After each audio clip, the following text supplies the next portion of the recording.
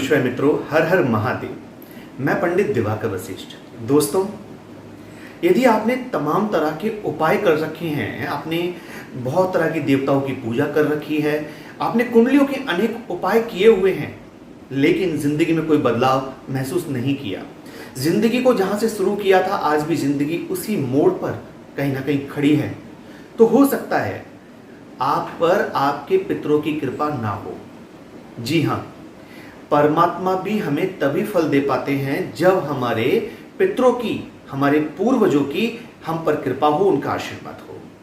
क्योंकि जो बुजुर्ग इस संसार को छोड़कर चले गए हैं, उन्होंने ना जाने किस किस प्रकार से अपने आगे आने वाली पीढ़ियों के लिए धन को एकत्र किया, और अब वह ये चाहते हैं कि उनके आगे जिस पीढ़ी को वो छोड़कर गए हैं वो उनके निमित्त कुछ करे।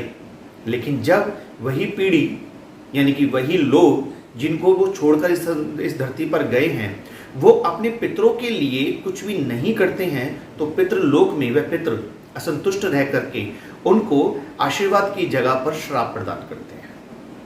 मित्रों, इसी के कारण जब घर में बच्चे का जन्म होता है तो उनकी कुंडलियों में काल सर्प योग, पितृदोष, श्रापित कुंडलियां, जिसमें भांति भांति के श्राप निकल करके आते हैं कि माँ का श्राप, पिता का श्राप, बहन का श्राप, इस तरह के, और ऋण कुंडलियां, यानी कि जिस कुंडलियों में कहीं ना कहीं किसी न किसी का ऋण आता है, कर्जा आता है। ये सब क्यों है? क्योंकि ये सब कुछ हमारे प्रारब्ध से जुड़ा हुआ है, हमारे पूर्वजों से जुड़ा हुआ है। जैसा कि आपको सबको पता है कि पितृपक्ष चल रहा है और 14 तारीख को पितृपक्ष की समाप्ति हो जाएगी, यानी कि अमावस्या है, और अमावस्या पर पितरों की विदाई होती है, और उसके अगले दिन माँ भगवती जगदम्बा का आगमन होता है नवरात्रि के रूप में।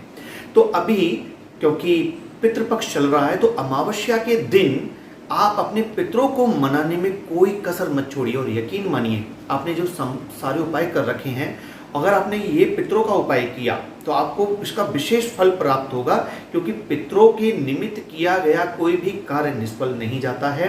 वो खुश होकर के हमें आशीर्वाद देते हैं, और बिना उनके आशीर्वाद के ना धन वृद्धि हो सकती है, ना परिवार के अंदर कोई सदस्य की वृद्धि हो सकती है, यानी कि शादी विवाह इत्यादि नहीं हो सकते, और संतान की प्राप्ति में बाधा भी उत्पन्न होती है अगर पितृ संतुष्ट नहीं है। तो आपकी कुंडली में से किसी की भी कुंडली में कालसर्प योग, पितृदोष, श्रापित कुंडली वगैरह वगैरह कुछ भी योग पड़ा हो, क्योंकि कई बार ऐसा देखने में आता है कि जब आप कुंडली दिखाते हैं तो किसी अच्छे विशेषज्ञ की यदि उस पर दृष्टि पड़ जाए और वह बता दे आपको कि आपकी कुंडली में श्रापित दोष है, पितृदोष है, तो आप उसका समाधान करके उससे निजात पा लेते हैं। लेकिन कभी कभी दुर्भाग्यवश उस तरफ दृष्टि नहीं जा पाती, और तमाम तरह के उपाय करते रहते हैं, लेकिन कोई परिणाम प्राप्त नहीं होता।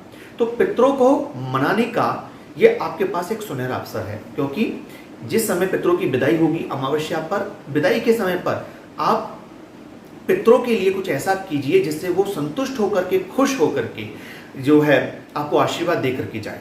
तो जब उनकी विदाई होती है, जब वो भोजन करके विदा होते हैं, तो उस दिन होती है अमावस्या, जब पितृ अपने अपने भाग को लेकर के और विदा होते हैं।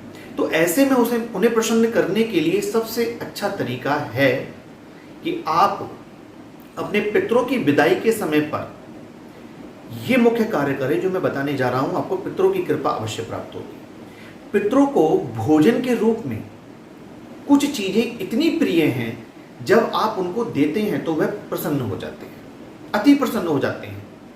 जिसमें से पहली वस्तु आती है अदरक। जी हाँ, अदरक, जिसको हम चाय वगैरह बनाने में इस्तेमाल करते हैं, वही अदरक। दूसरा आता है मुनक्का, किशमिश से बड़ा जो होता है उसे मुनक्का कहते हैं। तीसरी जो वस्तु है वो है आंवला। अब आंवला चाहे सूखा हो चाहे ताजी हो, जैसा भी मिल जाए। ये 3 वस्तुएं पितरों को अति प्रिय हैं। जब आप विदा के समय पर उनको ये देंगे तो वह अति प्रसन्न हो जाएंगे। तो करना क्या है? अमावस्या को जिस प्रकार से भी, अगर आपके यहाँ पर आप ब्राह्मण को जमाते हैं, ब्राह्मण को खिलाते हैं, तो जब ब्राह्मण की विदाई हो, यानी कि ब्राह्मण भोजन करके जब जा रहे हो, तब आप उनको ये 3 चीजें अवश्य दें, मुनक्का, अदरक और आंवला। इन 3 चीजों को दे करके ही उनको आप विदा करें। लेकिन अगर आप ब्राह्मण नहीं जमाते हैं तो आपको क्या करना है? तो आपको ये उपाय करना है दिन के समय। तो आपको ये करना है कि आपको 4 जगहों पर 4 जगह इसलिए क्योंकि कहीं ना कहीं हम तीन पीढ़ियों को लेकर के चलते हैं और साथ में हम 2 गोत्रों को लेकर चलते हैं। पहला गोत्र अपना स्वयं का होता है, जिस परिवार में हमने जन्म लिया होता है, और दूसरा गोत्र होता है हमारे ननिहाल का, नाना और नानी के यहाँ का गोत्र। तो हमें 2 गोत्र लेके चलने होते हैं पितरों के लिए, और 3 पीढ़ियां चलनी होती हैं। यदि किसी के पिता मौजूद हैं तो बाबा से शुरू करेंगे, बाबा, परबाबा और सरबाबा। और यदि बाबा भी मौजूद हैं तो उनके भी पिता और उनके भी पिता और उनके भी पिता, इस प्रकार से लेके चलना होता है। तो आपको 4 जगह, और इन सब के ऊपर होते हैं विश्वदेवा। तो विश्वदेवा भगवान श्री नारायण का स्वरूप है, जो पितृलोक के देवता हैं।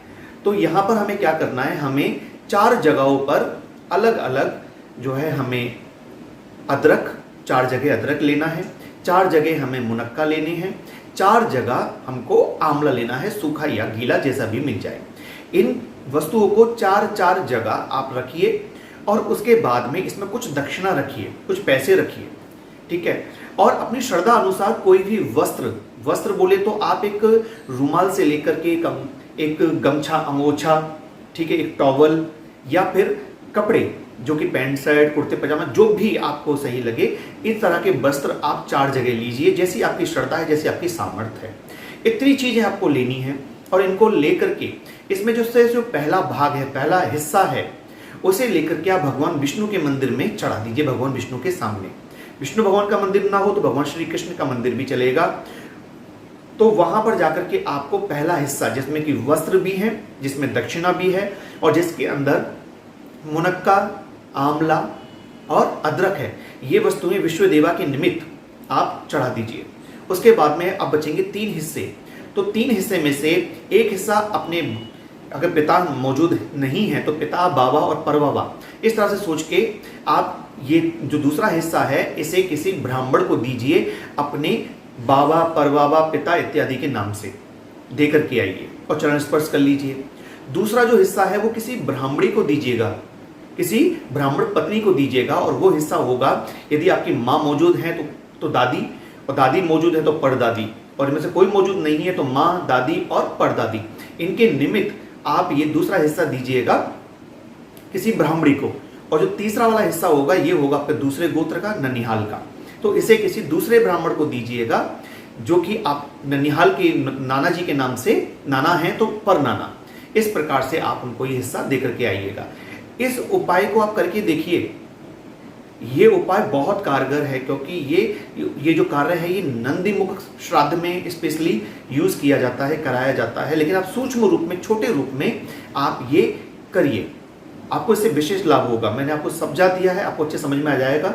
मैं आपको एक बार और रिपीट करता हूं, आपको 4 जगह वस्त्र, पैसे, आंवला, अदरक और मुनक्का, इन चीजों को 4 जगहों पे अलग अलग लेना है। मात्रा आपकी इच्छा अनुसार रह सकती है, थोड़े से लेकर अधिक तक।